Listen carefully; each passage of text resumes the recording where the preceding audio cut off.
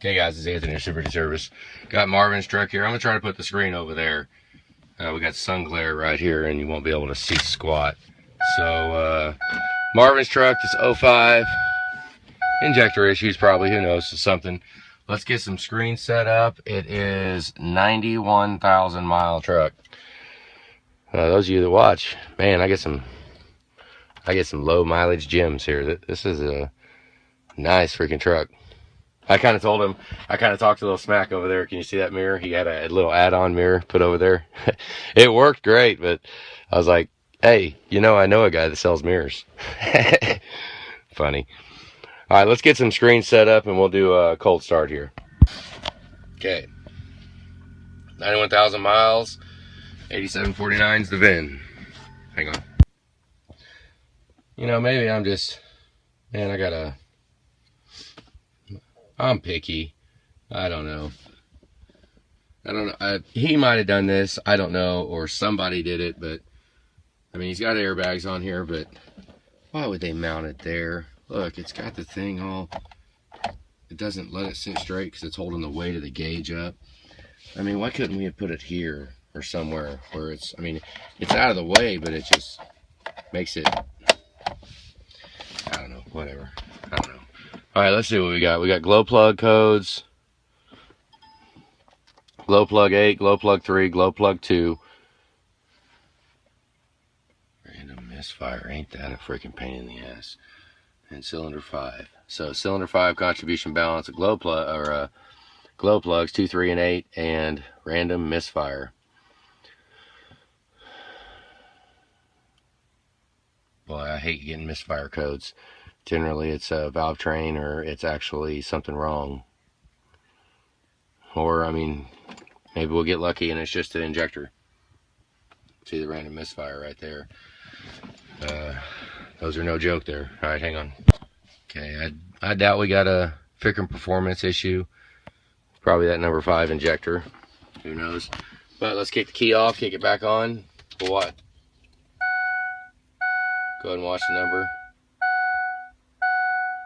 EBP volts are okay. 47. All right, there's chatter stop. Let's fire in hole.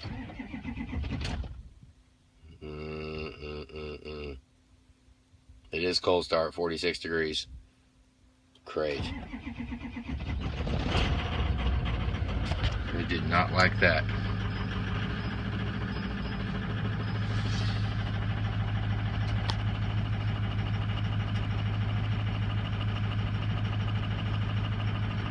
Go, number 5. We're not getting a lot of smoke, so I don't think it's over fueling, but we're going to get it up to temperature and run just a relative compression, run a computerized compression test. By no means is a compression test an actual compression test. All it's doing is measuring rotation of the crankshaft. So, you know, I mean, generally it's compression, but, you know, let's get some temperature on it. Absolutely number 5. You can see how number 6 isn't quite rebounding as much. You know, it'd be nice if number 6 was as high as number 8, and then number 8 would be dropping back down, under fueling. But right now what the computer's doing is it's over fueling number 6, and it's not seeing the jump that it should.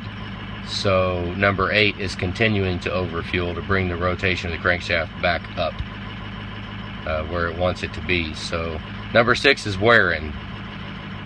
It's working on number 6, because if it's just one bad injector, say it just went bad right now, then number 6 would be up as high as number 8, or in between where 6 and 8 are right now. See how number 6 is low?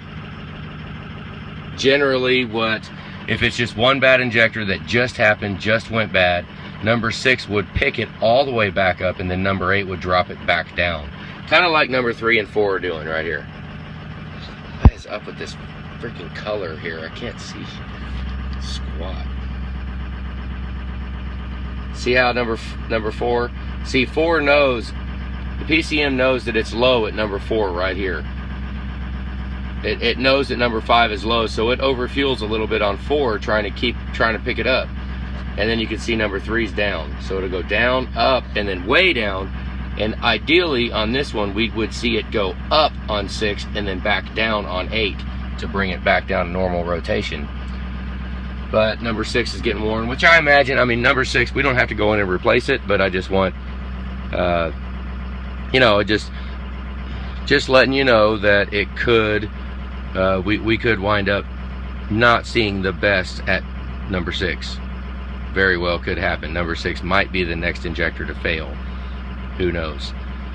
But let's get a little temperature here, and we'll see what happens. Hang on. All right, we got a little bit of temperature on here now. Been inside cleaning stuff up, getting ready. So what we're gonna do is we're gonna go to relative compression here.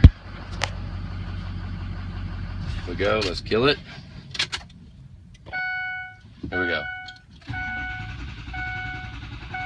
Now it sounds all right.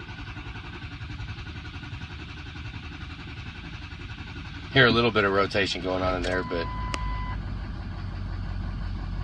5 is 1% low. So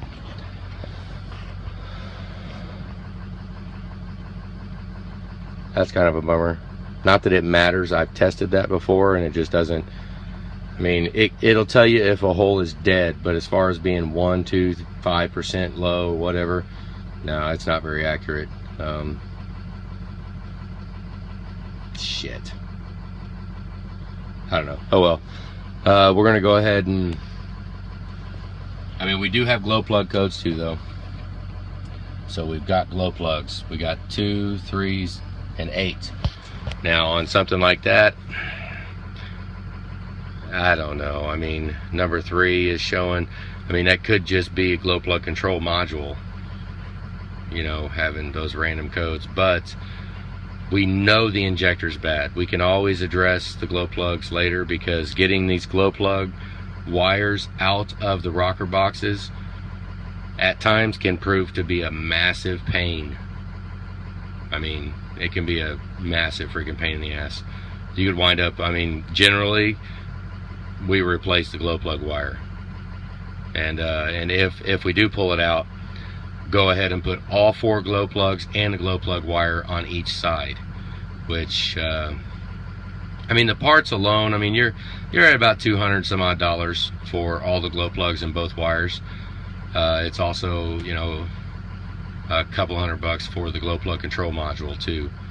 So very well could be just a glow plug control module. When we go in for the injector, I'll ohm them out and we'll see if they ohm good. We'll check that out.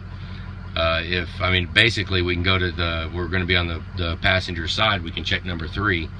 If number 3 ohms out good, what I would do is I would throw my test glow plug control module on it.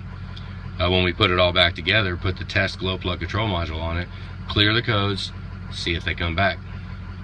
And if they go away, then no need in changing it. I mean, I can also, when we're down there, I can work on the number 3 while we're there. I mean, a glow plug is like $10. It's not expensive at all. So as long as I can get the wire off fairly easily, then go ahead and throw a new glow plug number 3 in, even if this one's bad, but we can ohm it out and test it. So I'll go ahead and make sure I ohm number 3 out. If number 3 ohms good, what I'll probably do is throw a test glow plug control module on one of mine. I've got known good ones. Put those on to test it. If the codes go away, then we'll get a new glow plug control module on here. But right now we're looking at number 5 injector, and hopefully that misfire code right there, random misfire, hopefully that's from injector. Hopefully, but I mean, you know, it could have thrown all kinds of fuel in at the wrong time. Who knows? I mean, the injector could have failed and caused it, but I really hate that. I hate seeing misfire codes, because normally it means hard parts are damaged. Normally. But alright, I'm gonna go ahead and shoot this in. Go ahead and download this video. Looks like, I mean, we're just looking at injector. 90,000 miles, it's probably time to, you're within the time frame for sure to, I mean, honestly, like if this was my truck, I'd do a VC9 chemical flush on it. Go ahead and get that coolant out and get EC1 in it. Get extended life, get the red coolant in it. What I call that is caution to the wind with the oil cooler, but you know what? I mean, I don't think the truck's deleted right now anyways. I don't think it's got stock EGR cooler on it. So the sooner that we get the right coolant, the better coolant. The sooner we get the better coolant in this engine and then drive it, then the better for longevity. I mean, it's just the better ownership you'll have with it, with longevity. I mean, we get the right coolant in it, then when we do decide to go ahead and get the EGR cooler situation fixed, issue, you know, when we do what we do to it, then you know, then it's already had the right coolant in it for a while. And if the oil cooler survives, you know, say after 1,000 miles or 2,000 miles, if the oil cooler numbers are still good after we do the VC9 flush, then the oil cooler will continue to be good. You're not going to have an issue with it. When you get the right coolant in it, it's not an issue that we're going to have to worry about. But we've got to get the right coolant in it. Yeah, I think the coolant flushes, by the time it's all said and done, the VC9, the chemical flush, I mean, they're about $300 or $400 or something like that by the time you buy the coolant. And it changes though, because the VC9 chemical flush is $150. That's if I drive. If we have to drive, because it takes an hour and a half worth of driving, you know, and the chemicals and everything. So, and then every flush after that is $45. That's how I normally don't throw prices online, but whatever, it's fine. And then we got coolant. So in the process, we have a lot of our customers have been here through our flush process. I mean, it's thorough. It's real thorough. So, all right, I'm gonna go ahead and upload this. All right, guys, have a good day.